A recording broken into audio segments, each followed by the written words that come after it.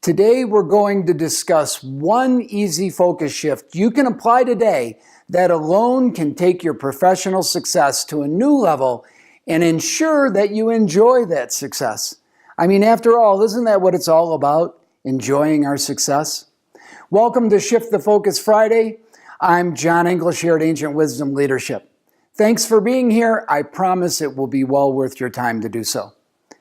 A critical difference for new levels of success and happiness is how you focus on your mistakes and challenges. So obviously, we're talking about mindset here. And in my years of business experience and from all of my research, the mindset of looking at mistakes in a positive light makes all the difference. Now, this also includes mistakes that are made by the people that you lead at work. In the ancient wisdom of the Toltec warrior's path, we have a saying, "The warrior never loses." So what does this mean? This means that if you grow as a human being, if you've acquired more knowledge and you apply that knowledge from what most people would consider a loss, then you don't lose. Here's an extreme example of what I'm talking about.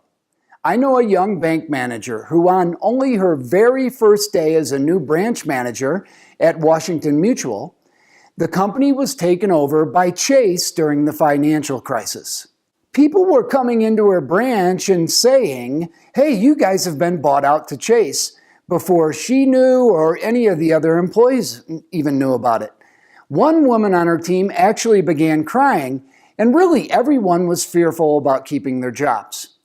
Her district manager was completely unavailable because he was on the phone making phone calls about getting a different job. So she had no support, and as a new manager had no experience on how to handle this. So what did she do? She followed her heart and worked with the perception of each member on her team. She consoled them, assured each one of them that they were going to be all right. She used this traumatic time to bring her team together as a tribe, as a family. The really interesting thing to note is that they went on to become one of the top performing branches in their areas at Chase Bank. Now, I like to use a weekly review to make sure that I shift the focus and maintain a successful mindset. The good and the not so good. I take the lessons from the not so good and then I add them to the good category. And then I celebrate the week with gratitude and own all of the experiences, everything I've learned. Then I let it go and enjoy my weekend. Now, I highly recommend that you celebrate big wins intentionally.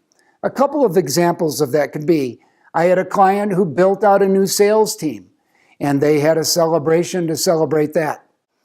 And what you do in this case is, it can be something simple like going for a walk in nature or taking your spouse or girlfriend or boyfriend out to dinner, but you do it specifically to celebrate that win.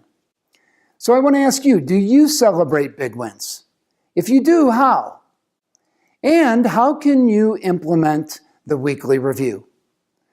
Go ahead and leave a comment and let me know how you're going to do this. This is John. Until next time, lead with a commanding presence.